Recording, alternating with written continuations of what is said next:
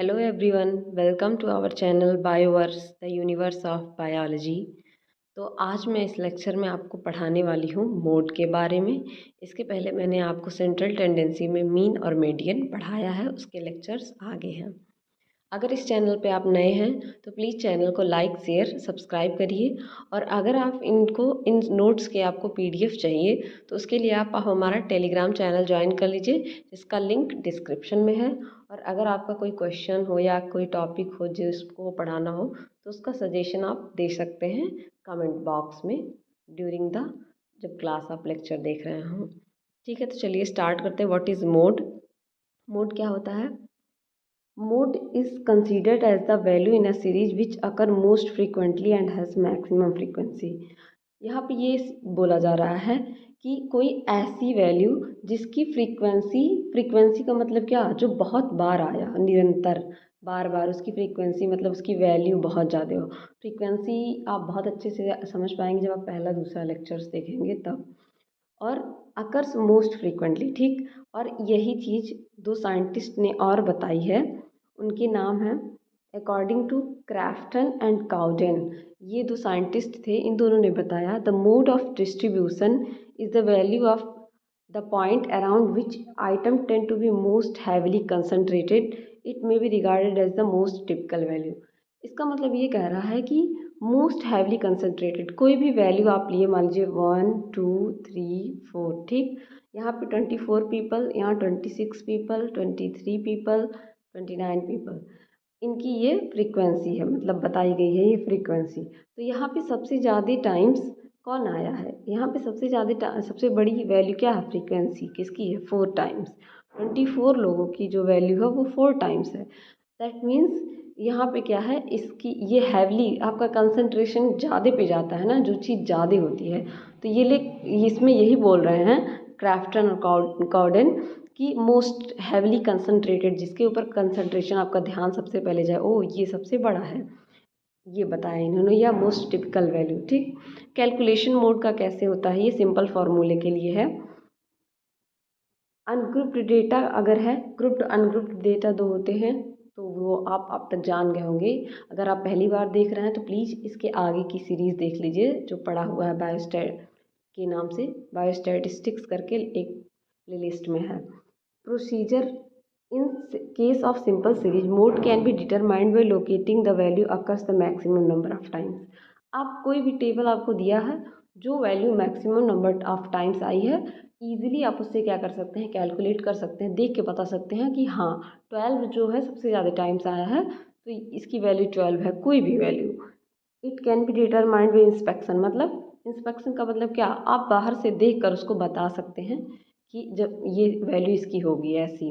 जबकि मीन और मीडियन में ऐसा नहीं होता था, आप उसको इंस्पेक्शन से नहीं बता सकते थे, उसके लिए कैलकुलेशन आपको करना पड़ता था। इसीलिए मोड मैंने इसीलिए आपको सारी चीज़ों के मेरिट डिमेरिट बताए हैं कि आखिर क्यों किसी और चीज़ की ज़रूरत पड़ी, जब पहले से और सारे वैल्यूज़ और सारे रूल्स दिए गए थे तो किसी और रूल की ज़रूरत क्यों पड़ी। फिर इसमें थर्ड क्या बोल रहा है? थर्ड वन इसे it is the most value of variable which correspond to largest frequency. Largest frequency जिसकी होगी उसको ये करस्पॉन्ड करेगा, ठीक। चलिए नेक्स्ट इसके बारे में हम लोग देखते हैं। इसको मैंने आपके लिए और इजी वे में नोट्स जो बनाए हैं, जिससे आपको और समझ में आ जाए कि क्या होता है ये देखिए, mode is the most popular number in a given data. किसी भी दिए हुए डेटा में, डेटा तो अब तक आप जान गए होंगे कि व्हाट इज़ डेटा, मैंने फर्स्ट लेक्चर में डेटा बताया है, और उसके बाद हर जगह डेटा का use. The term mode has been taken from the French a law of mode. ये एक फ्रेंच वर्ड से लिया गया है, ए लॉ ऑफ मोड, जिसका मतलब होता है फैशनेबल, ठीक। इन अदर वर्ड्स आप क्या कह सकते हैं मोड को, ठीक है। In other words, mode of statistical data is the value which has maximum frequency, जिसकी सबसे ज़्यादा फ्रीक्वेंसी होगी। It is represented by Z. मैंने आपको आगे बताया है लेक्चर्स में कि कैसे सारी चीज़ों के जो रिप्रेजेंटेशन है वो कैसे किए जाते हैं, ये सारी चीज़ें मैंने आपको बताई हैं। Arithmetic mean and median fail to inform the true character of the data. इसी वजह से क्या हुआ, मीन की ज़रूरत पड़ी। इसमें एक एग्जाम्पल मैंने दिया है, चलिए इससे समझते हैं। जैसे देखिए, calculate mode of the following data. ये एक डेटा दिया हुआ है, यहाँ पे आपको क्या करना है, कैलकुलेट करना है मोड को। साइज ऑफ शूज़ दिया है 5, 6, 7, 8, 9, 10, 11, ठीक। नंबर ऑफ पर्सन दिया है, जिसको 5 नंबर का शूज़ लगता है वो 10 पर्सन है, जिसको 6 नंबर का शूज़ लगता है वो 20 पर्सन है, 7 नंबर 25, 8 नंबर 40, 9 नंबर 22 और ये 15, इसी तरह से आगे ऐसे पीपल्स हैं, ठीक। तो चलिए अब जानते हैं कि इसमें मोड क्या होगा। तो पहले ही आपको बताया गया है नंबर ऑफ फ्रीक्वेंसी किसकी ज़्यादा है, ठीक। अब इसमें देखिए, now in this case if we have to find out the average of shoe size, arithmetic mean has no meaning and cannot represent it। अगर आप इससे पूछा जाए अरिथमेटिक मीन निकालना, तो आप उसे कैलकुलेट ही नहीं कर सकते हैं। नंबर ऑफ शूज़ कैसे कैलकुलेट कर पाएंगे, इसी वजह से मोड की ज़रूरत पड़ी। तो इसको रिप्रेजेंट करेंगे किससे, मोड से। तो साइज नंबर 8 जो है हैज़ मैक्सिमम फ्रीक्वेंसी, मतलब साइज नंबर 8 जो है उसकी फ्रीक्वेंसी मैक्सिमम है। The size 8 is taken as a fashion of और मोड। तो इस वजह से साइज 8 को क्या होगा, एज अ फैशन या एज अ मोड कंसीडर किया जाएगा। अब आपको मैं एग्जांपल फिर से दिखाती हूँ, ये देखिए यहाँ पे जो 8 नंबर है उसमें कितने पीपल हैं, 40 पीपल्स हैं, ठीक। दैट मीन्स यहाँ पे फ्रीक्वेंसी किसकी ज़्यादा है। आप इसी वजह से तो बोला गया, जो उन्होंने काउडेन ने बताया और उनके एक सहयोगी ने, तो ये क्या बताया उसमें, उसमें यही ना कहा कि मोस्ट हैवीएस्ट जो डेटा है, या जिसको आप देख कर बता सकते हैं, जिसको आप इंस्पेक्शन से बता सकते हैं, तो आपका नज़र 40 पे सबसे पहले जाएगा कि ओ यहाँ पे 40 लोग हैं जिनको 6 नंबर का शूज़ लगता है, ठीक है। तो इस तरीके से आप मोड को बता सकते हैं अनग्रुप्ड डेटा के लिए। ये अनग्रुप्ड डेटा के लिए था। फिर इसका दूसरा एग्जाम्पल है ग्रुप्ड डेटा के लिए। ये देखिए, calculation of mode from grouped frequency table, ठीक है। इसमें क्या करना है, for grouped frequency distribution the mode is calculated by. इसके लिए एक फार्मूला है। आपको ये फार्मूला थोड़ा थोड़ा देखा हुआ लग रहा होगा। अब आप सोचिए ये कहाँ मैंने इस तरह का फार्मूला पढ़ा है। इस तरह का फार्मूला मैंने आपको मेडियन पढ़ाते वक्त बताया था। जब मैं मेडियन पढ़ा रही थी तो मैंने वहाँ पे भी बताया था। एग्जैक्ट फार्मूला यही नहीं है, बट एज इट इज़ था, इसी तरह का वो फार्मूला था। इस फार्मूला में मोड क्या है, जेड लेना है, उसके बाद से L M plus F M minus F L divided by 2 FM minus F L minus F H. अब इन सारी चीज़ों के जब मैं आपको बताऊंगी नाम, तो आप इजीली समझ जाएंगे कि ये क्या है।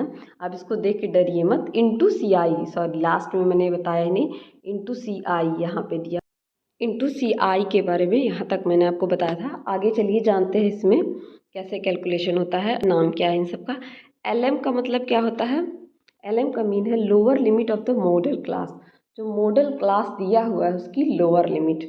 लोअर लिमिट अपर लिमिट अब तक आप जान गए होंगे, जैसे मान लीजिए 15 to 20, 20 to 30, तो इस तरह से ये लोअर लिमिट अपर लिमिट किसी क्लास की, लोअर लिमिट अपर लिमिट इस तरीके से होता है।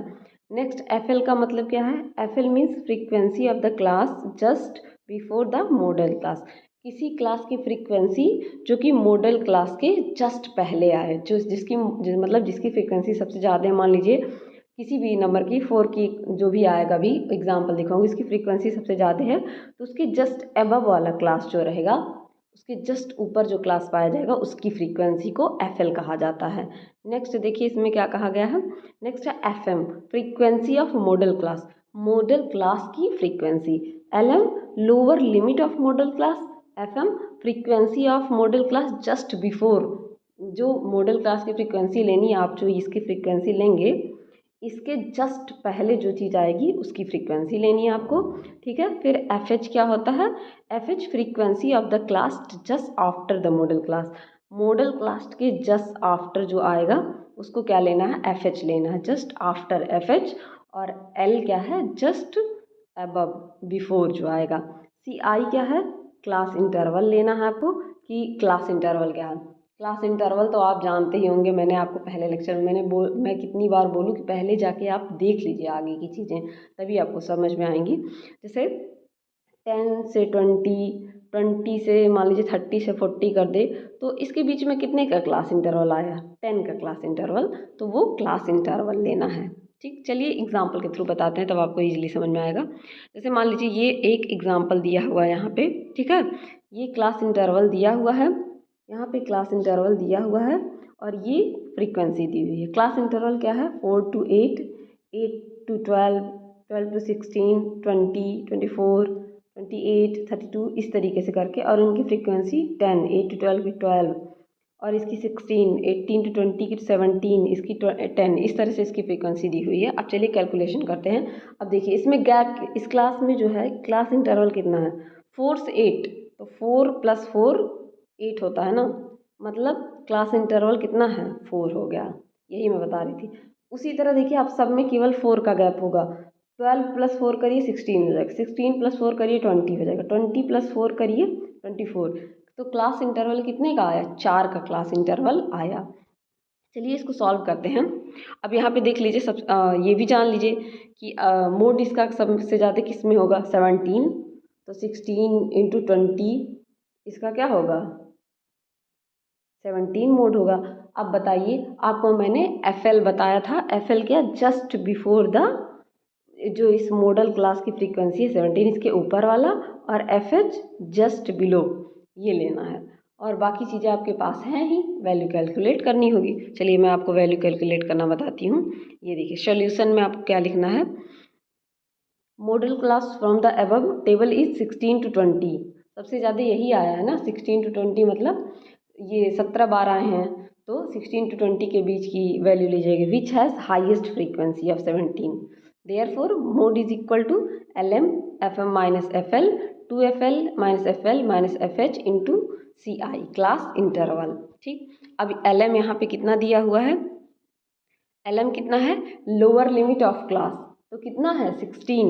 अरे भाई आप इसी क्लास की ना वैल्यू कैलकुलेट कर रहे हैं, 16 × 20, तो इसमें लोअर लिमिट, इस क्लास की लोअर लिमिट 16, ये लोअर है और ये हायर लिमिट है। आपको लोअर लिमिट से मतलब आप 16 उठा लीजिए, ठीक है, वैल्यू पुट करिए। LM क्या है, लोअर लिमिट है, इसकी वैल्यू यहाँ पे 16 लिख दीजिए। FM क्या है, 17 है, मतलब मोड, उस क्लास का मोड। FL मतलब जो बिफोर आया है, इस क्लास से बिफोर क्या आया, 16 आया है, और जो इस क्लास से बिलो आया है वो क्या है, 10 है, क्लास इंटरवल 4 है। सारी वैल्यू आपको मिल गई। चलिए एक बार देख लीजिए, ये देखिए बिफोर में कितना आया है, 16 आया, बिफोर में 16 और बिलो में 10, यही वैल्यू यहाँ पे पुट की गई है। ये देखिए यही वैल्यू यहाँ पे पुट की गई है। अब इसको फॉर्मूला में रख लीजिए आप, ठीक है। ये देखिए Z is equal to, mode Z ही ना होता है, तो Z इज इक्वल टू आपको क्या करना है, मैंने आपको इसके लिए एकदम इजी वे में इसलिए खुद हैंड रिटन नोट्स लिखे दिए हैं ताकि आपको समझ में आए। बुकिश थोड़ी चीज़ें डिफ़िकल्ट हो जाती हैं। Z या मोड लिख सकते हैं आप इसको, mode is equal to 16/LM लिखना है, 16 प्लस ये क्लास मोड, उस क्लास का बिफोर मोड यानी कि FL डिवाइडेड बाई 2 इंटू फिर क्लास का मोड जो है FH 17 माइनस फिर लोअर क्लास का मोड फिर 10। रुक जाइए एक बार मैं आपको दिखा दूँ फॉर्मूला। ये देखिए सारी चीज़ें FM - FL फिर FM - FL, ठीक, तो दो जगह देख लीजिए।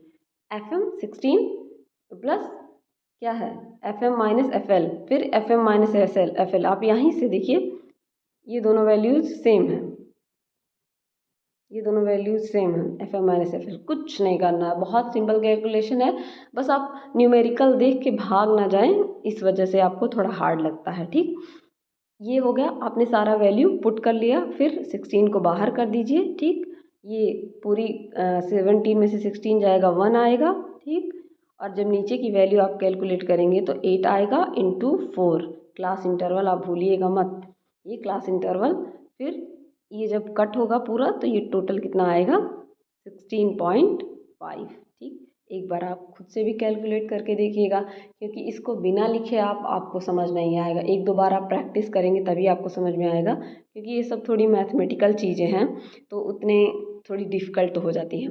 चलिए अब इसका मेरिट और डीमेरिट देख लेते हैं क्या है। ये इसका मेरिट और डीमेरिट है। एडवांटेज यानी कि मेरिट्स, इसके मेरिट्स क्या हैं, it can B obtained by inspection. यही जो है कि आपके उसका मीडियन और मीन का डीमेरिट था, क्योंकि उनको वाया इंस्पेक्शन आप क्या कर सकते थे, नहीं जान सकते थे, उनके लिए कैलकुलेशन करना ही पड़ता। दूसरा पॉइंट क्या है, it is not affected by extreme value. कितनी भी बड़ी वैल्यू हो तो ये अफेक्टेड नहीं होगी, क्योंकि आपको बस इंस्पेक्शन से पता चल जाएगा। यही डीमेरिट था मीन और मोड का, सॉरी मीन और मीडियन का।